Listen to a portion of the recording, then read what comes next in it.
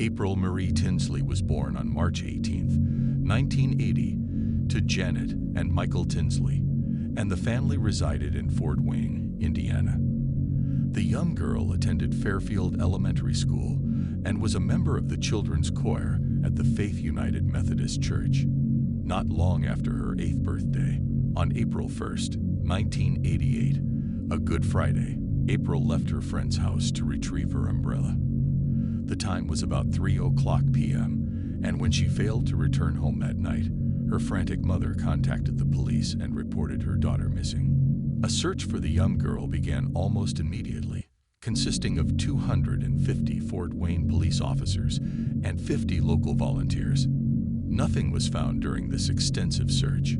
On April 1st, 1988, 8-year-old April Tinsley, a second grader in Fort Wayne, Indiana, was enjoying an early dismissal from school.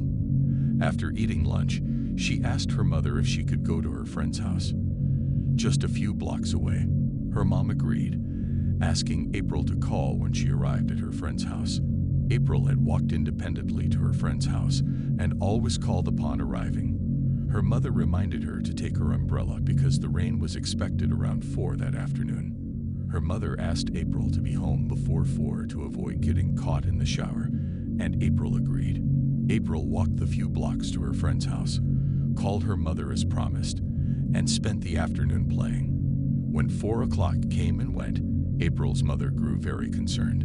Sadly, April never came home that day.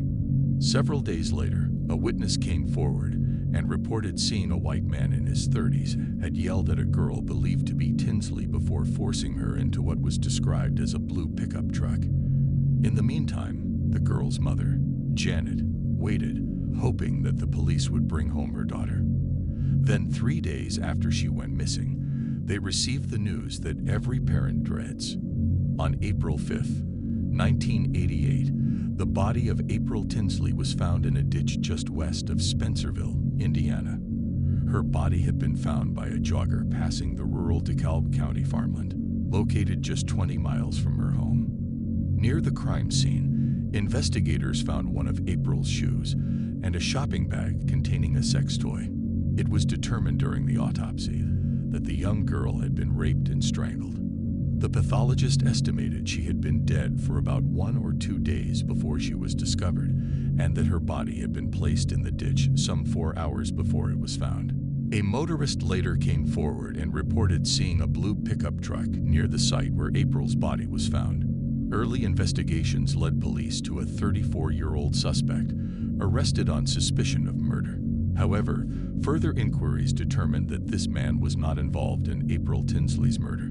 Still, authorities did charge him with child molestation in a separate case, of which he was acquitted the following month. Shortly after the murder, police released a composite sketch of the suspect based on the account of the witness who reported seeing Tinsley's kidnapper.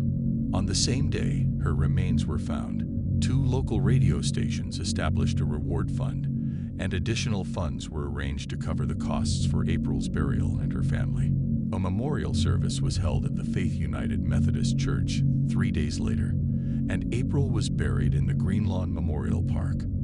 On April 26, 1988, police sent DNA samples of Tinsley and 5 suspects to a private lab in Germantown, Maryland, for profiling, giving inconclusive results. Without a prime suspect, the case grew cold. Then, just over 2 years after the kidnapping and murder of April Tinsley, on May 21, 1990, Fort Wayne police officers found a message on a street Joseph Township barn. The letter, which read, "I kill 8-year-old April M. Tinsley, and did you find the other shoe? Haha, I will kill again," was written with crayons found near the barn. Several months after this discovery, the body of another child was found, and investigators suspected there could be a link between this latest crime and the murder of April Tinsley. 7-year-old Sarah June Boker disappeared on June 13, 1990, from her family's Fort Wayne apartment complex. The next day, her body was found in a nearby grassy creek. She had been molested and suffocated.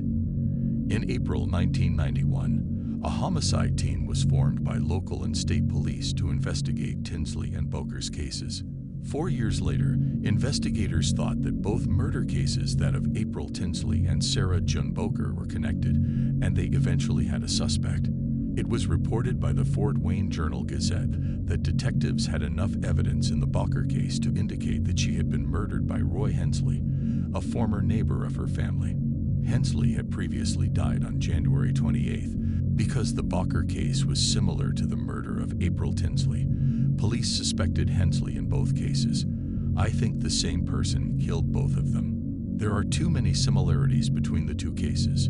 If they have enough evidence to say that Roy Hensley killed Sarah Boker, then I believe Roy Hensley killed April Tinsley also, said Philip O'Shaughnessy, a former coroner. Hensley's son, David, and a woman who lived with Hensley for several years, said the suspect knew both girls. David Hensley said his father carried photographs of the two slain girls in his wallet. Investigators first learned of Hensley in May 1992, when a relative came to police with suspicions that he might have been involved in the death of Sarah June Boker. In several interviews, Hensley denied having anything to do with Boker's slaying, and detectives could not corroborate the family member's suspicions. A relative of Hensley, however, told police that he had previously claimed to have killed Sarah and had urged the relative to keep quiet. Although authorities could not establish a connection between Hensley and the murder of April Tinsley, rumors persisted of his involvement. However, a link between these two cases had been disputed as early as August 7, 1991, when the FBI's Behavioral Science Unit determined that although Tinsley and Boker's cases were similar, they were ultimately unrelated. Over the following years, there was little in the way of new developments, and eventually, the investigation became a cold case. The killer of little April Tinsley had escaped justice. Over the next decade, the case of April Tinsley was almost forgotten, apart from her family members and the dedicated investigators who worked so tirelessly on the subject. Then, in 2004, it appeared the killer had emerged from obscurity to communicate with police again. During the Memorial Day weekend, 4 notes were found in the Fort Wayne area that were believed to have been written by Tinsley's killer. 3 letters were left on the girls' bicycles, and another was in a mailbox. The 3 notes left on girls' bicycles were placed in plastic bags, along with used condoms and Polaroid pictures of a man's lower body. One of these notes, littered with spelling and punctuation mistakes, read, "Hi honey, I have been watching you. I am the same person that kidnapped, raped, and killed April Tinsley. You are my next victim. If you don't report this to the police, and if I don't see this in the paper tomorrow or on the local news, I will blow up your house, killing everyone but you. You will be mine." Another note read, "I am the same person who kidnapped, raped, and murdered April Tinsley. You are next, haha." When forensic officers tested the condoms presumably left by the author, they discovered that the DNA matched the police's DNA profile of the suspect, meaning that the killer had left the notes. Despite this, there were no further developments in the case that led to the perpetrator's identity.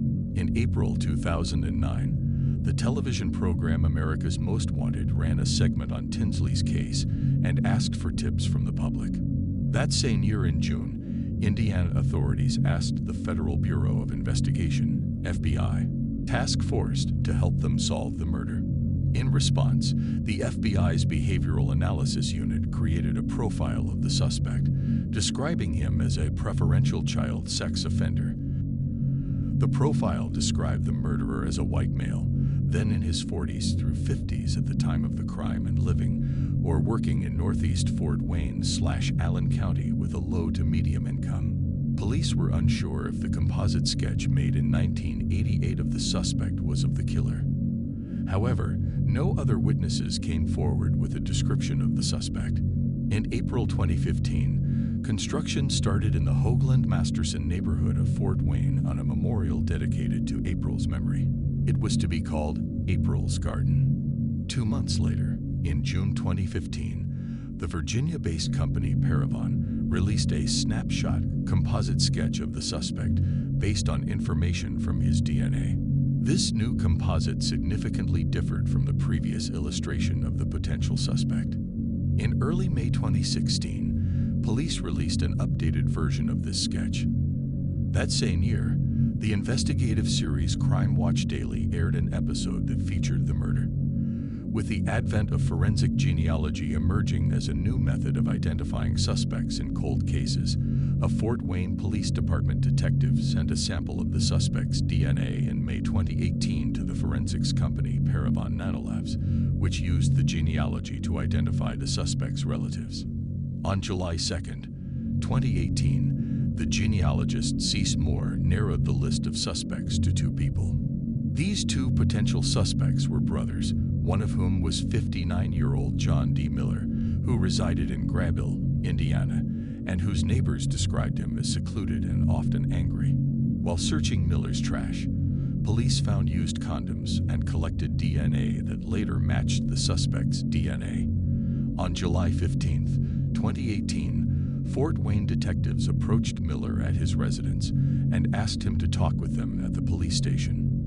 On that same day, the Tinsley case was featured in an episode of On the Case with Paula Zahn, which aired just hours after an arrest was made. At the station, officers advised Miller of his rights, and when asked if he knew why they wanted to talk to him, he replied, "April Tinsley." During a subsequent interview at the police station, Miller confessed to the murder, admitting to having abducted Tinsley, raping her, and choking her to death in his trailer. He was charged with numerous charges, including murder, child molestation, and confinement. During a court hearing on July 19, 2018, Miller pleaded not guilty. On July 28, 2018, a memorial walk at April's Garden was held in honor of April Tinsley. On December 7, 2018, Miller changed his plea to guilty, admitting that he raped Tinsley and strangled her with his bare hands. As a result of his guilty plea, he was sentenced to 80 years in prison, the majority of which was for murder, and a 30-year sentence for child molestation. After sentencing, he was housed at the Indiana Department of Correction Reception Diagnostic Center in Plainfield. He was moved to the New Castle Correctional Facility on January 16, 2019. Miller's earliest possible release date is July 15, 2058, when he is 99 years old. On October 26, 2018, the Indiana State Police honored 3 Fort Wayne investigators for helping authorities identify John D. Miller as a suspect in the Tinsley case. The family of April Tinsley was finally able to gain closure after 30 years of agonizing over who might have been responsible for the death of their young daughter.